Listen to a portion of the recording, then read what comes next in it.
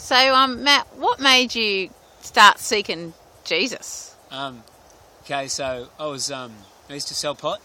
I used to smoke it a lot, and a mate came over to buy some off me, and he'd been at church, Right. and he was really stirred up for what the preacher was saying, and he came to me and said, "Matt, I'm really worried about you because you're going to be held accountable for all these things. Like God's going to judge you for all the bad stuff you do." Like, because I was fighting and bashing people and drinking heavily and selling drugs to people, and so like straight away I knew that was true.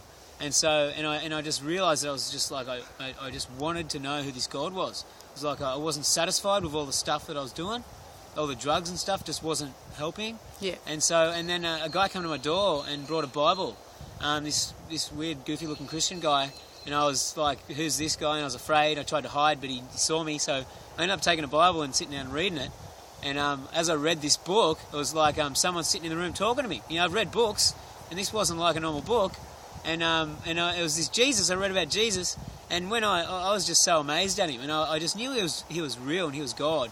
And as I surrendered my life to him, he was like I just felt the power of God. I just felt this power, and this love just from above just hit me. And I was just like, I had all this depression and anxiety because I was doing all these things, and it was like it was just lifted off in a couple of seconds. Right. And it was just crazy. And then after that, I went to start going to church. But yeah, God's real and His power's real, and yeah, that's how it came about. Awesome. Thanks, Matt.